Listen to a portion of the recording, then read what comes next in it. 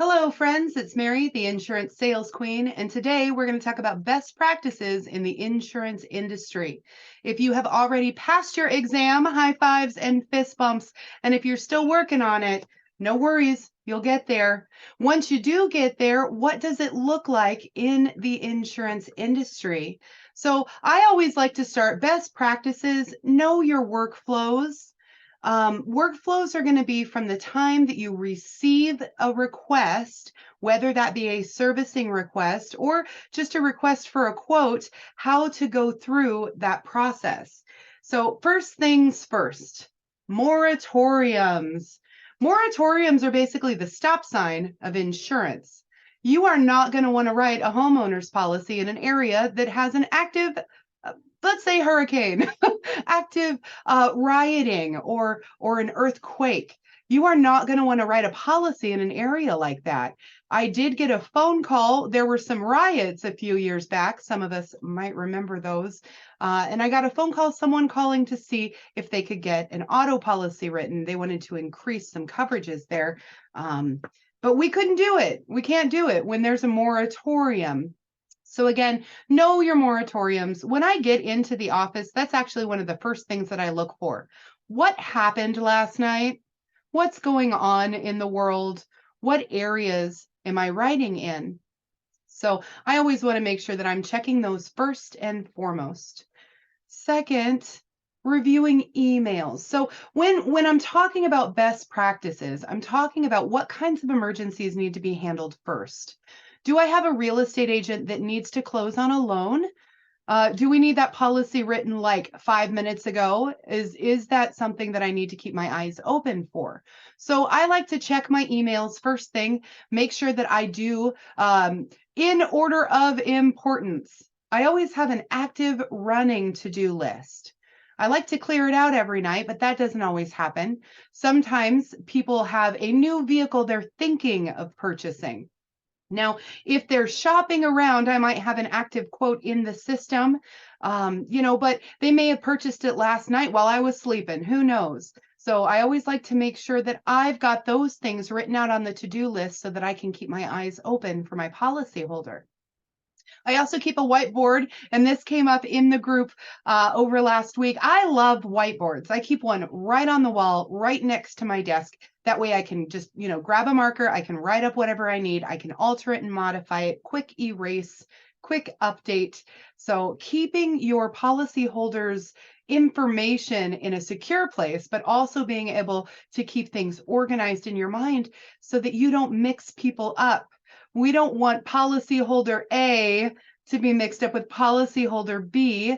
So paying really close attention to what their requests are. So whiteboards, active to-do lists, and then of course, organizing your email in such a way that you can take care of emergencies first. Lenders want to be taken care of because you want to make sure their loan is taken care of, right? You want to make sure things are paid for. If you don't list their mortgagee on their home, that insurance is not going to get paid. It might result in a lapse of coverage. And we all know every day that you have a lapse, your premium's going to increase. And let's say something were to happen and they're not covered, right? So you want to keep your eyes open on your email, on these things. Voicemails, faxes, any sort of requests. These are going to be other things. They're not exactly email, but your faxes may come through via email. I know I have access to voicemail through my email once again, so I can put everything in the same basket there. Completing anything from your to-do list, if you can clear it out every night, that's fantastic. But like I just said, that's not always going to be a thing. You can't always clear out your to-do list. But if you are open and active and aware of it, that's certainly helpful. It'll help you follow up with policyholders. Maybe they were looking to move to a new place. If you put that on the back burner, you don't write it down, you don't keep your eyes open, when they call you back in 2 weeks, is that policyholder A or B, right? So you want to make sure that you stay as organized as you possibly can, meticulously, because policyholders expect you to remember them. It is an expectation. And then returning phone calls. This is certainly a best practice, and it doesn't happen everywhere. I have heard multiple times, I can't get a hold of my agent. They never return phone calls.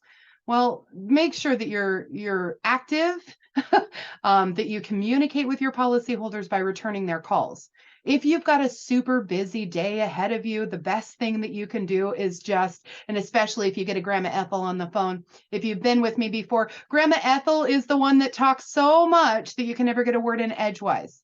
So if you get a Grandma Ethel on the phone, the easiest way to make this conversation short is, Grandma Ethel, I've got a super busy day ahead of me. Just be transparent. I wanted to make sure that you didn't think I forgot about you. I need to know X, Y, and Z real quick. I've got about 3 minutes. And if you let Grandma Ethel know right up front, that you'll catch up with her later, she'll certainly appreciate that. Any policy servicing, if you are on the sales side of things and you're really active in writing the policies, you also want to make sure you're the one servicing those policies if you can. Unless you're in a corporate setting where you're inbound only or you live in one department, it's always really good for you to have the most interaction. The reason for that is if I get a Grandma Ethel on the phone and I've just written her a policy or I've serviced her policy, and she likes me and she likes the way things are going, I can always ask, if I've done a good job for you, please refer me to your family and friends. I want to do the same for them. So finding a quality agent is tougher than you think, actually, because agents can get burnt out. It's a big job. So my morning emails, I go through those guys, fine tooth comb. What I am looking for is policyholder request, lenders and lien holders. Who needs what first? There we go. Call times. Best practices on call times. So a lot of the questions that I've gotten is, how long does a quote take? Okay, a quote can take what are they calling for? If they're calling for a renter's policy, it may only take you 15 minutes to get that bad boy written up, emailed out, printed up, boom, they are insured. If we have a home and 2 cars, we're probably looking at more like 30 to 45 minutes. If you've got a boat, though, if we've got a motor home, you might want to add a little bit more time onto that. But know in your mind when you answer the call, what is it that they need so that you can sort out about how long is that going to take? That way you can communicate to your policyholder. Boy, they love knowing how long they're going to be on the phone. Nobody likes to be on the phone for an hour when it comes to insurance. They want to talk to their kids, their grandma that long, but insurance is different. So knowing how long something will take is a best practice, and it's very good to communicate to your customer, to your policyholder. Grandma Ethel, you and I are going to go through this quote together today. Traditionally, it's going to take me anywhere between 15 to 20 minutes, or I modify. Traditionally, it's going to take me 30 to 45 minutes. I'm going to do my best for you. I will keep my eye out for discounts and programs I see that you're eligible for. Please don't be shy. Ask me any questions as we go along. I am here for you. But if you give them the time frame that they're going to be looking at, they're less likely to get irritated with you when it took 10 minutes longer than they expected. When it comes to calls, and it's in your test, you can only call during certain times. However, I don't like to start making my outbound phone calls until noon. My reason for that is I found in the morning, most people are busy. They're trying to get their life together. They're rushing to this or that. They're working. However, after lunchtime, traditionally things slow down in the world. People have had their coffee. They're fully awake. They're ready to receive information, give information. So for me personally, and you can do as you wish, but for me personally, I don't make any outbound phone calls until after my lunch. And I take an early lunch intentionally. My lunch is usually 3 to 3.5 hours after I get into the office. And my other reason for that, when people are calling their insurance company, their agency, they're traditionally calling during their lunch period. So if you take an earlier lunch, if your agency owner allows you to do so, that's actually going to help you out when it comes to answering any inbound calls or having to return phone calls, because those people have to do things on lunch, especially if they're Monday through Friday, 9 to 5, and a lot of agents' offices are not open on the weekends. So helps you out a lot there. Keep in mind, Work-life balance, it may not be considered a best practice, but it is going to be a best practice for you. If you are running your operation until the time you close your eyes, and then the first thing you do is open your phone when you wake up, you never get a mental break. And sometimes, you know how they say, just unplug it and plug it back in. You have to put your phone down. You have to be able to have a work-life balance in order to be able to be successful in this industry. If you are just running ragged, in 10 years from now, you'll end up like that agency owner that doesn't return phone calls, and you don't want to be that person. So making sure that you're taking time for yourself, self-care is certainly important. Okay.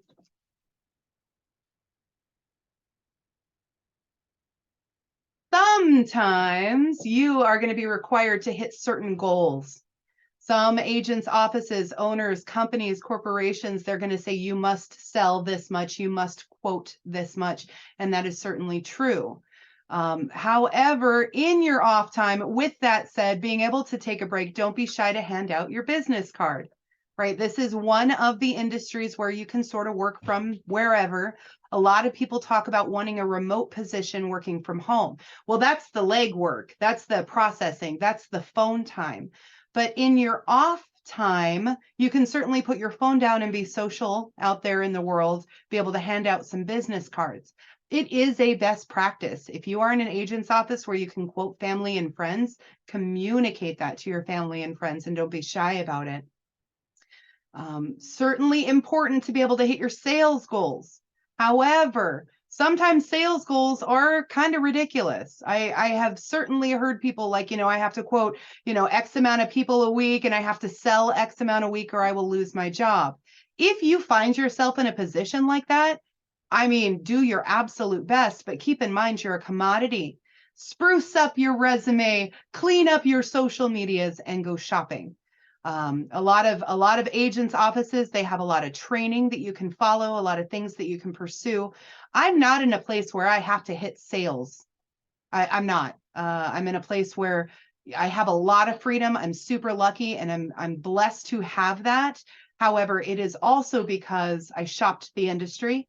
I found out what kinds of things they were offering, and I asked what the expectations were.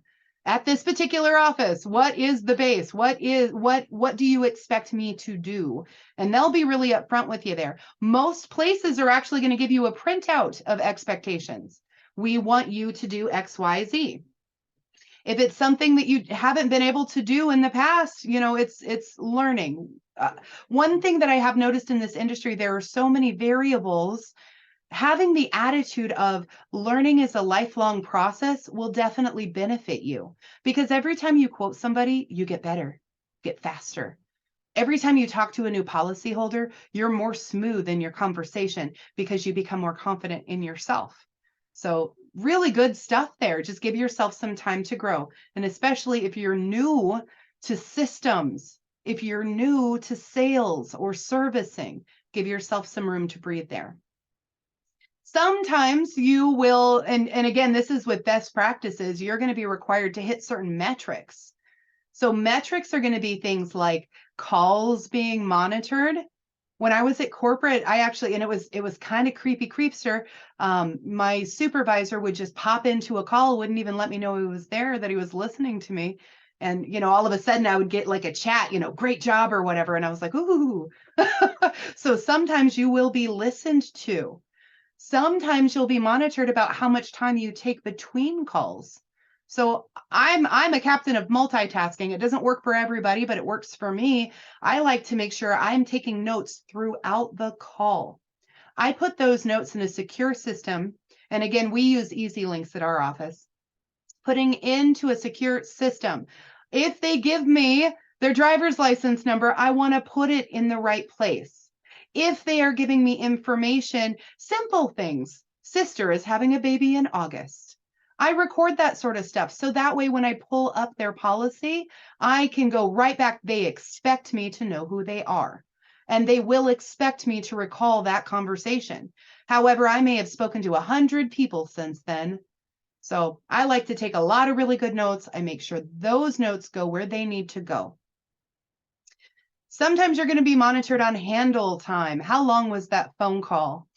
How long did you spend talking to Grandma Ethel? And again, this is what I found on the corporate side of things, not at the brokerage where I'm currently at, but they are things that I found, best practices. I was also monitored for things like, did I ever put my policyholder on hold? Now, it's okay to put your policyholder on hold if you need to, if you got to pull something up. However, if they're going to offer you information and keep on talking, I always, and I learned this one in jewelry. What are we doing this weekend? Boy, they'll tell you their life story. If you can get them to communicate with you their life story and multitask by pulling things up, that's certainly going to save you time in the end, because again, you're able to stay up with your notes. However, if they're the kind of person that's just not really a talker, it's okay to put them on hold. I like to do it like this. Grandma Ethel, do you prefer ukulele or silence? I'm going to put you on hold real quick. I'm going to pull up some systems. Why don't you grab your driver's license number and we'll meet right back here. It works every time. It's beautiful because it gives them a task while I am able to recall workflows and processes if I have access to those systems. Also, using hold time. I use hold time. I like to save it up for grumpy. Every once in a while, you're going to get somebody calling in from a car dealership. They need this written now. They've been sitting at that car dealership for 6 hours. They're starving. They just want to leave. And the insurance, of course, is the last thing they do. In order to get the lender to sign off, they got to have insurance. So sometimes I get somebody in a rush.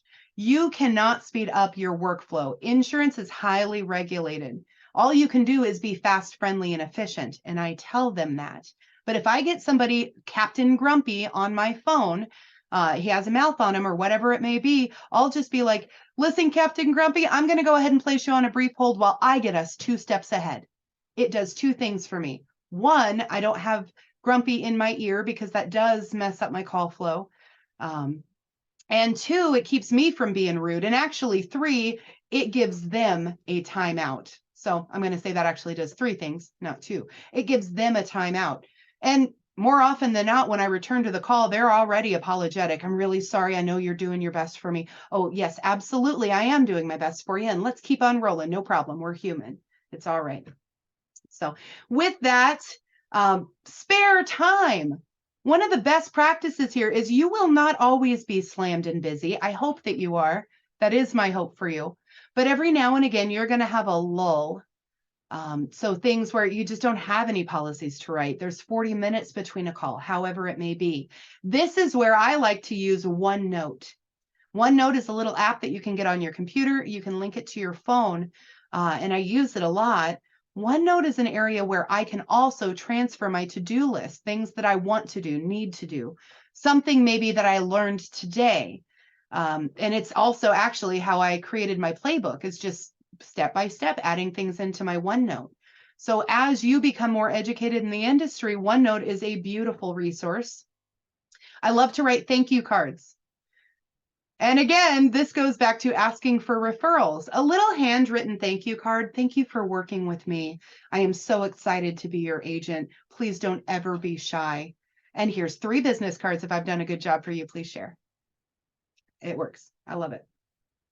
I also like to review policyholder records. So if I wrote somebody a month ago, I like to just, if I've got downtime, I just like to pop back in really quick, review my notes. Do we have that sister that's having that baby in August? Maybe at 3 p.m., I'm going to call her back and say, hey, are we ready for that life insurance policy? It is an awfully good baby shower gift. It's beautiful. We can set that up. Your birthday's coming up. Let's get you a life insurance policy. So I like to review those policyholder records to look for different opportunities. Were they looking at purchasing a motorhome this summer? How are we on that? I do like to send out birthday cards, birthday calls, anything that I can do to communicate with my customer and let them know that I'm thinking of them certainly generates leads. And then keep your sales tracker up to date. A sales tracker really is just a spreadsheet, any variation of how many calls did I take? How long did that take? How many policies did I write? What was the premium on that? And maybe if I get commission, what was my commission? So I am meticulous with my sales tracker. And again, any sales offering industry, I don't like the word sales, because again, if you're salesy, they will certainly know that. And you're not here to sell anything. You're here to offer coverage. You are the superhero of indemnification. You're here to make sure they're covered. If their house goes up in smoke, they have to evacuate. They're going to use their loss of use. This is going to get them hotel stay and accommodations. So you're the advocate for that. Every now and again, you will find yourself at an agency that will ask you to use scripts. Now, I didn't have scripts per se, but I certainly had word tracks. So I was licensed in 48 states. We got calls from across the country. If they were in New York, I had to have a certain word track. If they were in Texas, I had to have a certain word track. So I didn't really use scripts per se. However, along my time in the industry, I did create a few scripts, which I'm also happy to share, how to answer the calls, how to close the sale, things like that. But if you are at an office, a company, where you have to use scripts, please just know those are set in place for a reason. Maybe that is a particular company that has high turnover and they don't have time to teach what should be spoken, what should be communicated. So don't be offended if you find you're supposed to read from a script, but also don't lose your soul over it. I've never heard of anybody being canned because they laughed or shared a joke. So scripts are really meant to be guidelines. Word tracks, however, are state regulated. You are required, and if you miss a word track, you can be terminated. So know the difference between scripts and word tracks. So again, insurance is a highly regulated industry. You will learn the rules as you follow or as you go along. Every state's going to be a little different. Every company is going to be a little bit different, but best practices in the industry is really staying organized, being alert, and being considerate, fast, friendly, efficient. So those are going to be your big top ones there. Learning new systems, that's another thing. Be ready to learn. You know, learning is a lifelong process. We are constantly absorbing new information. So my recommendation is always be open to learn new things. Know that just because you passed your test doesn't end there. It doesn't end there. And most things on those tests, they're so thorough, you never even need to revisit them in the industry. So just know that there's a lot of fluidity there. Okay. All right. I also like to communicate about building rapport. It is imperative that you're able to communicate with your customer on a respectful level. So another best practice, be relatable, be able to communicate with your customer, have patience with them, and go at their pace, right? So if Grandma Ethel is calling in, unless it's a super busy day and you need to communicate, we've got about 5 minutes here. I just want to make sure you didn't think I forgot about you. The best thing that you can do is match the pace of your customer. If you're talking a mile a minute about something we had to be licensed for, but they're not educated at all in insurance, let's say it's a first-time home buyer, be willing and ready to come down a few levels. As we learned with Melissa, the insurance exam queen, she takes bite-sized pieces for us so that we can turn around and break these things down for our policyholders once we're licensed. So if you think in this way, breaking it down to bite-sized pieces, answering the questions as they come, don't be a train and run over them with your knowledge, right? You don't want to treat somebody at a kindergarten level like they've got a PhD. However, in reverse, you don't want to treat somebody who has extensive knowledge. Maybe they're writing a commercial policy over here at a kindergarten level, trying to explain to them coverages that they already know about. So just be relatable, match the pace of your customer, know where they're at. If you are friendly, it will hold their attention. If you're able to joke and have a little bit of fun, and still remain professional, it's definitely going to warm them up and they're going to really appreciate that. It is okay for you to talk about yourself. It is okay for you to share who you are. It's not a one-sided conversation. When somebody has a new driver in the household, I communicate We just went through this in my family. I've got a 21 and a 19-year-old. They're both about ready to have their birthdays. And, we just went through this with the new driver thing. If you can relate to your policyholder, that's certainly important stuff, because every business is a people business. At the end of the day, they can write their policy online in some cases. Commercial policies can't be. Life insurance certainly needs an agent to navigate. You can put a request in, but in order to push those buttons, that's going to be an insurance agent. And know that things are always changing. There are catastrophes that happen, right, all the time. So know that things are always changing. Be willing and ready to absorb that information. Be willing to listen to your policyholder. If they said they were in a hurricane and, they tell you their story about that, be open, right? Don't try to change the subject on them. Let them talk and be willing to get their life story, because at the end of the day, that's going to end up going in your notes, and you may be able to follow up with them later on your off time. Downtime. You want your off time for you. You want to make sure you keep work-life balance. Also, asking more questions by saying something like, what are we doing this weekend? Again, when I'm multitasking and I'm pulling up policies, I want my policyholder to continue to talk to me. My purpose behind that, one, people are really interesting and I love hearing stories, but two, maybe he's going fishing this weekend. You know what that tells me? He owns a boat. That tells me we might need to cover some fishing gear. Maybe he's a camper. Maybe he likes to go camping. Maybe we either have or we're getting a motorhome. Maybe we have a trailer. He might love the dunes, right? We're taking our ATV out. Cool. I didn't ask about an ATV. Let's talk about an ATV. So it opens up the opportunity for you to write other policies. That is called a cross-sell. So being aware and knowing that is certainly a best practice to keep your ears open there. Yeah, so cross-sell. This is my absolute favorite. It is an agency expectation. It certainly is a best practice. You don't want to just write the house. You want to write the baby, the puppy, the boat, the classic car, the ATV, the jewelry, any art, firearms. So you want to keep your ears open. Just by being relatable to your policyholder, by being friendly, that is also a great way to be efficient, because it keeps you from having to do follow-up later. When I get a phone call from a policyholder, and they're like, hey, I just bought a new gun. Fantastic. I'm not going to say, let's write that gun. I'm going to say, is it your first gun? How many do we have? In fact, do you have buddies that own guns? Have them give me a call. Happy to write those too.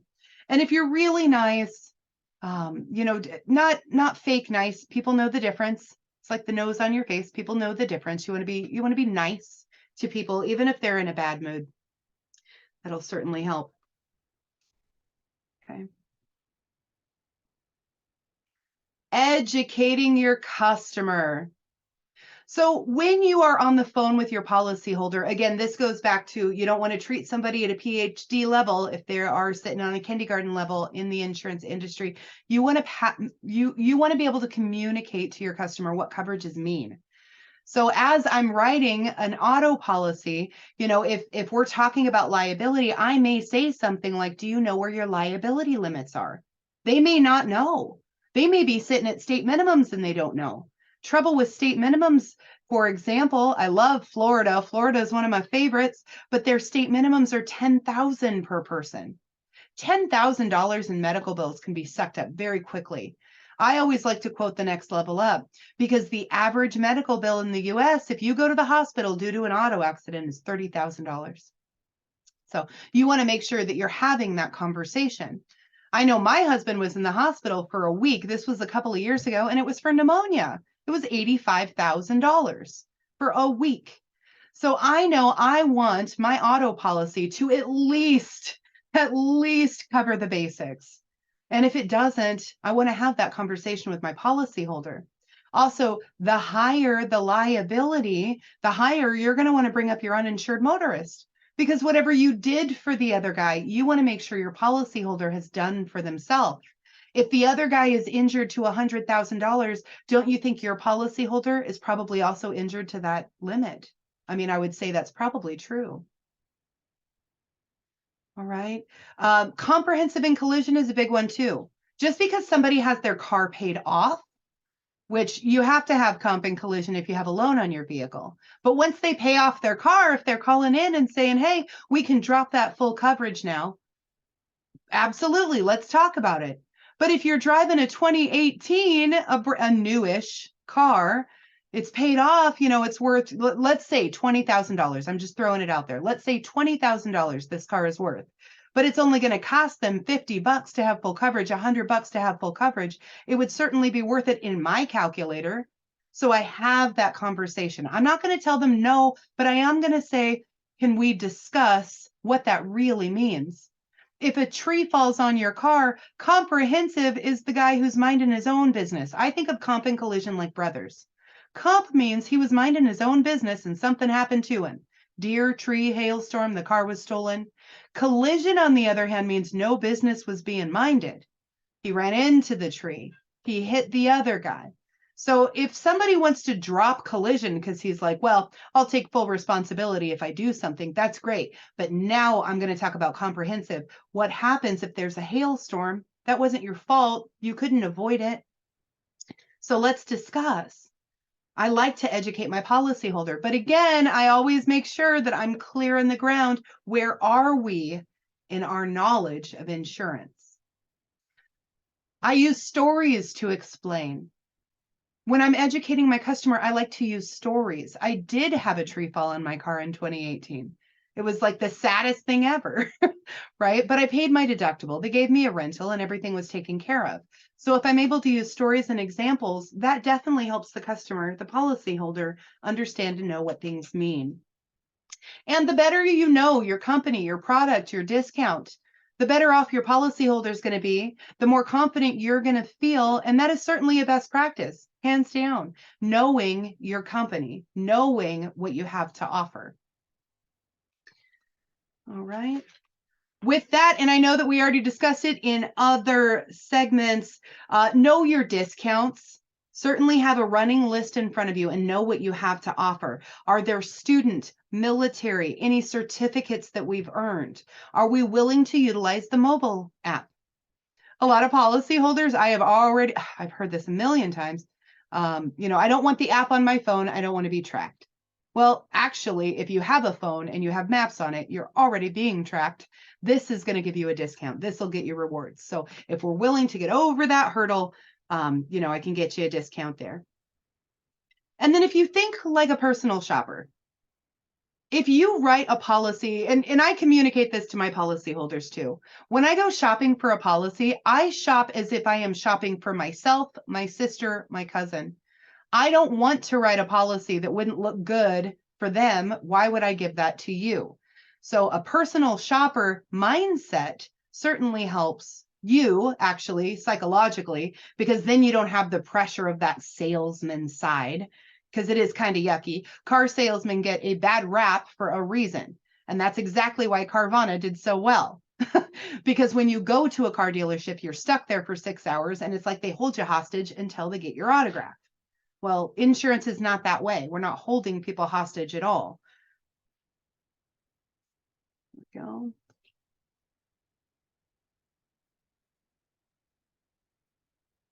Yeah. I mean, you're going to get a variety of customers, different kinds of personality types.